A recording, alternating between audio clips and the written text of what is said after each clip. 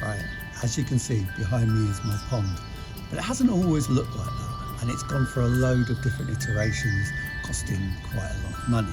But if overnight it suddenly disappeared and I wanted to rebuild it exactly as is, how much would it cost me?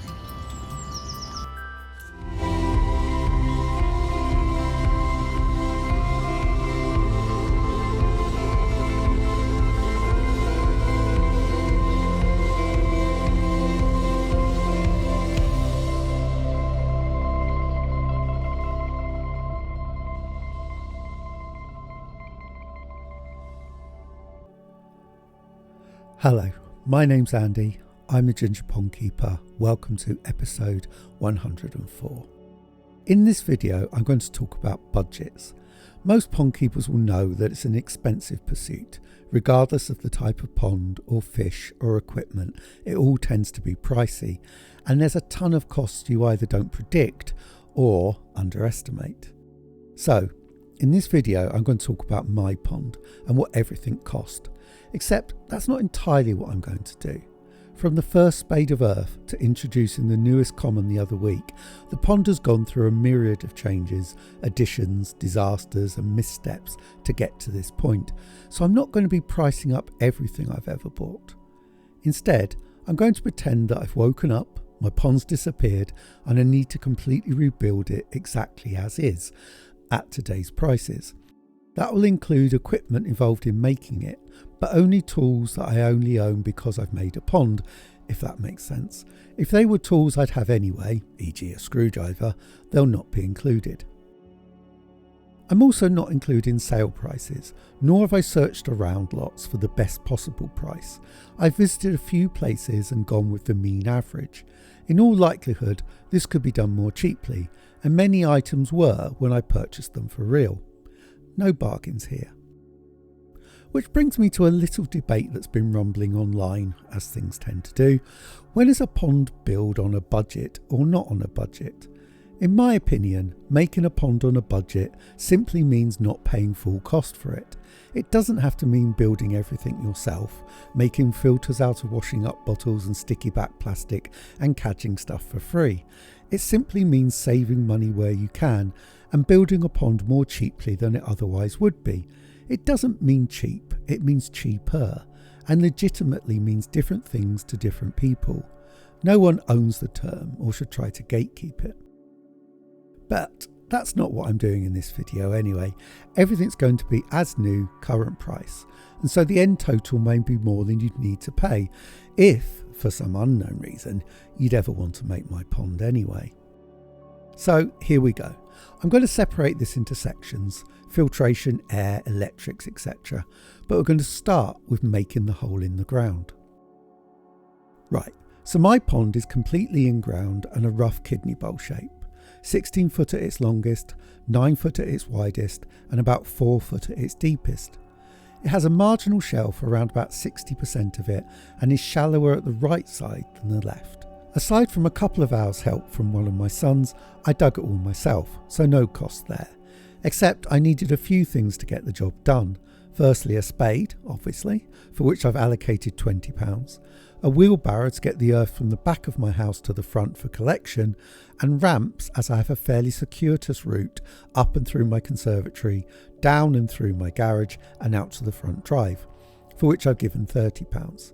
And also a laser level to enable a level pond in a garden which slopes by about 9 inches from back to front. For this, I got a cheap one for £12. I used this with a tripod, however I already had this so I haven't included the cost. Finally, the biggest cost, removing the earth. I dug my pond in 2 goes, first in the original build in 2015 and again in 2018 when I upgraded it. I'm not sure, but I'd estimate there was twice as much earth the first time than the second. In 2015 I used skips, which were very expensive and have only gotten worse. In 2018 I used a grab lorry which, while pricey, was better value. I've costed removing all the earth for the pond with a grab lorry at £300. Local prices may obviously vary, so that gives a making the hole in the ground total of £392. Next, on to making the hole watertight, which in my case meant underlaying a liner. Working out the size of a liner is tricky in a very uneven, organically shaped pond.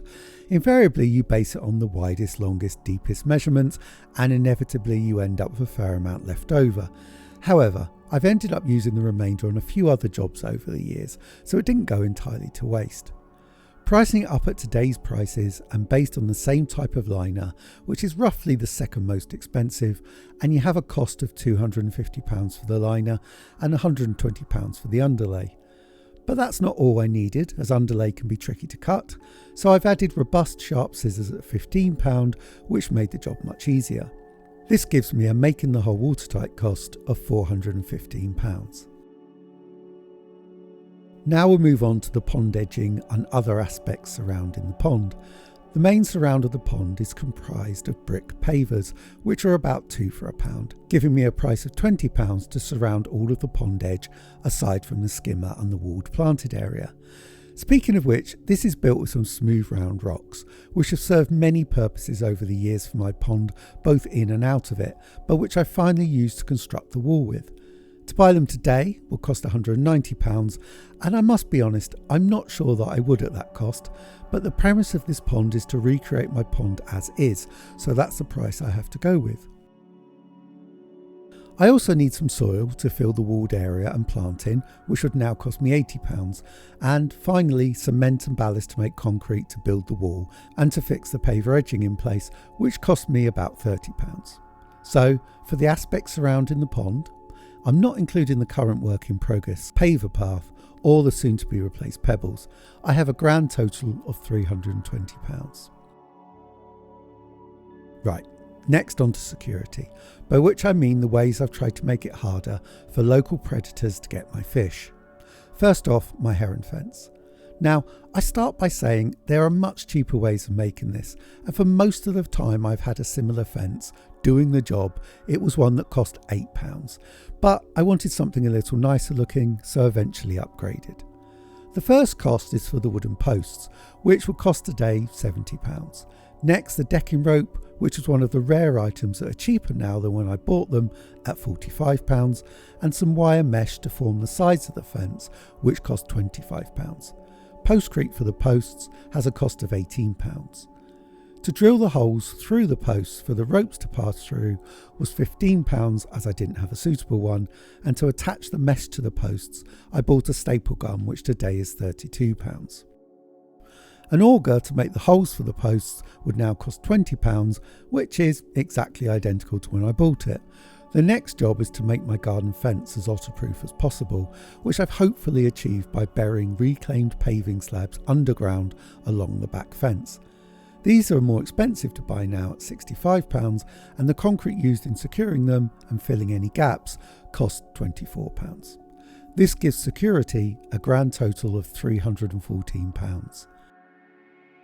Moving on to one of the most important additions I made in the 2018 upgrade, and that's a shed to put the filtration in.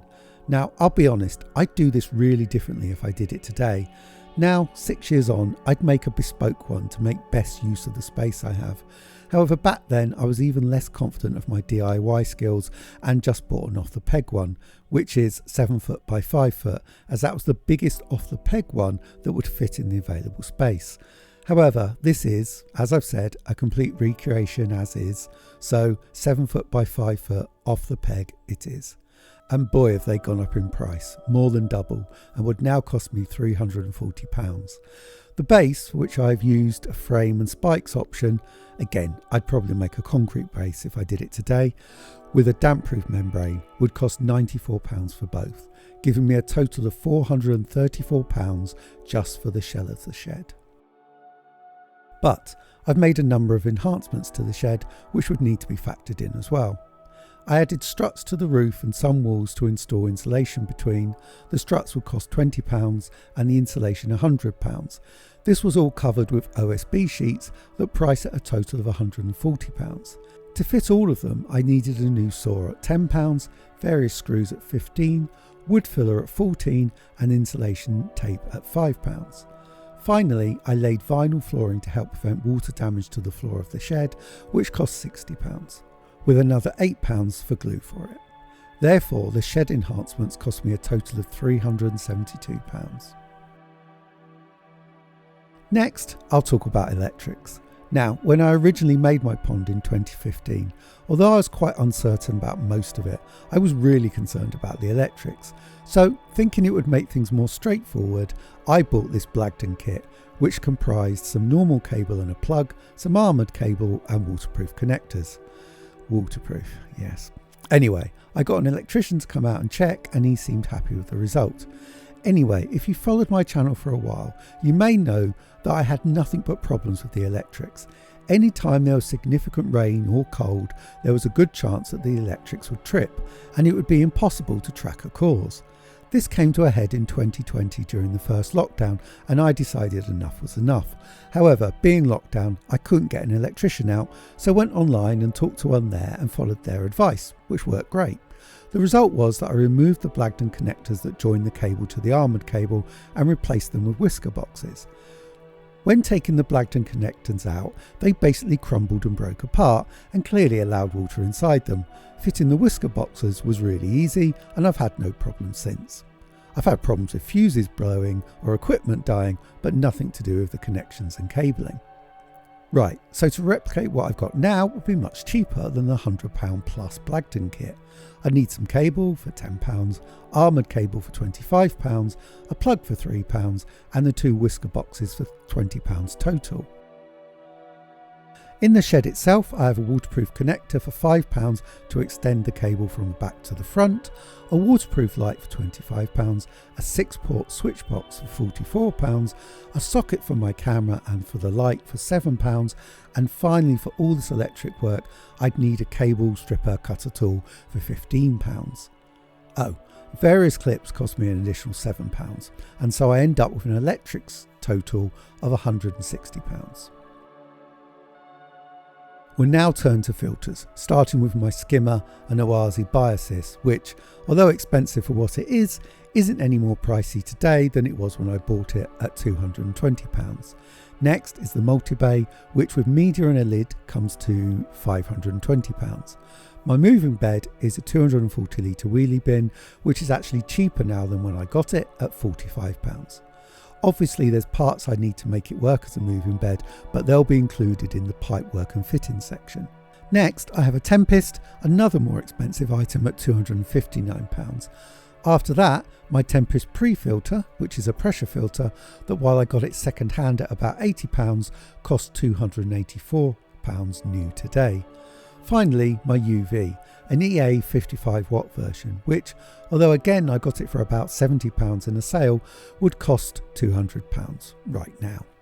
Which, for filters alone, no pipework, no pumps, no air or fittings, gives a grand total of £1,528.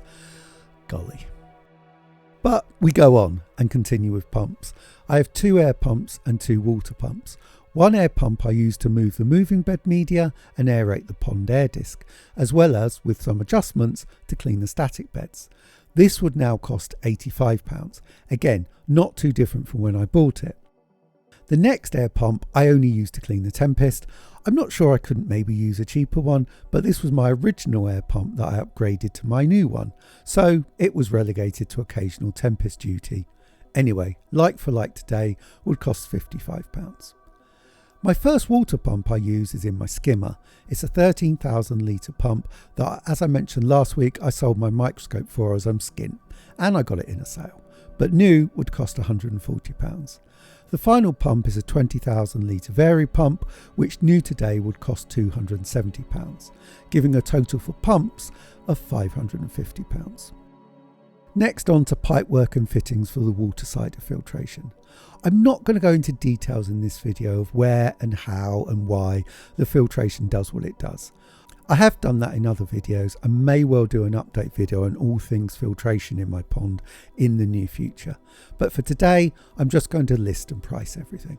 Right, so I use broadly 3 types of pipework: 1.5 inch pressure pipe, 2 inch pressure pipe and 1.5 inch flexi pipe. To buy all I'd need today would cost me £60 for the pressure pipe and £59 for the flexi pipe. There is some more pipework I use intermittently, but that's covered in another section. Right, the various gate valves I have would cost £30, reducers I use between sections of 1.5 inch and 2 inch pipework would set me back £12, straight connectors £16, 90 degree connectors £79, Y pieces £30, caps £4, bulkheads in the moving bed £12, mesh also in the moving bed to stop media from escaping £10, CT1 again for the moving bed £14, and solvent glue for connecting pipework and fittings £20. Clips to hold the pipework on the shed walls £20, and 2 adjustable splitters would be a total of £74, giving me an amazing pipework and fitting total of £440. Right, onto the aeration pipework and fittings. So the majority of this is speed fit, just because it's really easy to use, has a large range of connectors and accessories for lots of different usages and to connect to a whole range of other sorts of pipe, and is reliable and relatively cheap. Relatively. Anyway, again, I'm not going to go into much detail about usage, but here we go. First, some speed fit pipe, which will cost £20. Taps to adjust the airflow between different items, the moving bed, pond, cleaning, etc. would cost £36. Bits and clips, which means the clips to keep connectors closed and end of pipe inserts, cost £20. The 4 air discs I use cost £42. A one-way valve to stop water going to the pump from the Tempest costs £18. A cutter to cut the speed fit pipe is £22. Splitters, again for sending airflow to multiple items, cost £13. Straight connectors cost £12. Brackets to fix pipes to the wall, £6, and 90 degree connectors cost £16. Ordinary and sink-in airline cost a total of £30. All of which gives the aeration pipework and fittings a total of £227. Next, onto the filter media. As I said, the multi-bay and Tempest and pressure filter come with media, but in making the moving bed I would obviously need more media, and I also added some to the multi-bay. First off, the moving bed has 100 litres of K1, and I also added more to the multi-bay to give me 2 static beds in it, which comes to a total of £230. I also added media grids above the static beds to compress it and keep it in place, which cost £13, and I added more brushes to the multi-bay costing £20, giving me a media total of £263. So, before we come to the most important purchases, the living things in my pond, I'm going to add the items that, while technically not essential, I really wouldn't want to do without. The non-essential essentials, as it were.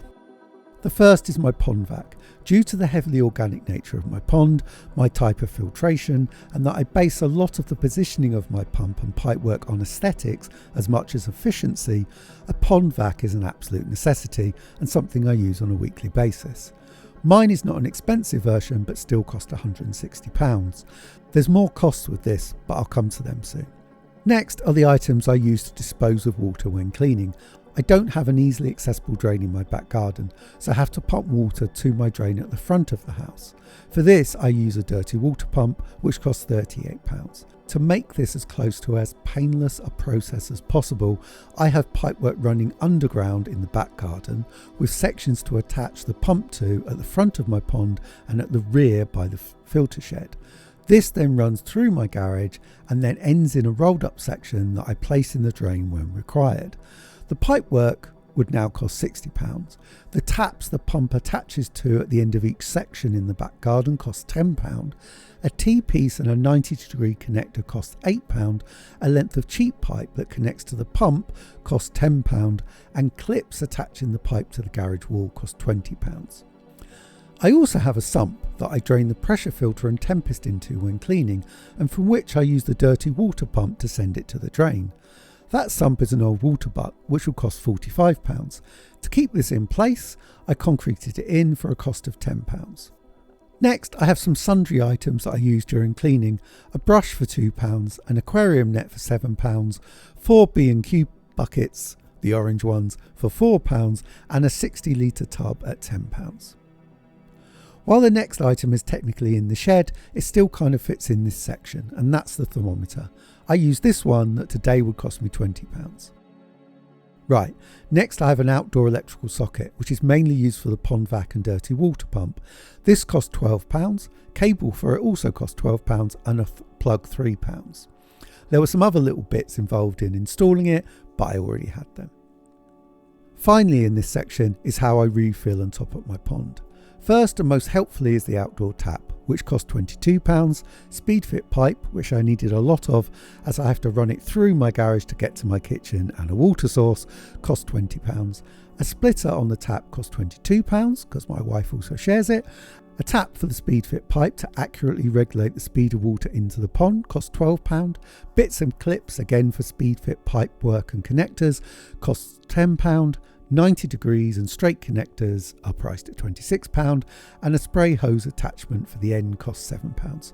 Finally, a 3-stage dechlorinator now costs £55, which gives the non-essential essentials section a grand total of only £607. Which brings me finally onto the living things in my pond, and I'll start with the plants. Now this was quite tricky to price for two main reasons. Firstly, as it's quite hard for me to tell exactly how many individual plants I have, and because I'm not sure of the exact species of all of them. I've done my best though.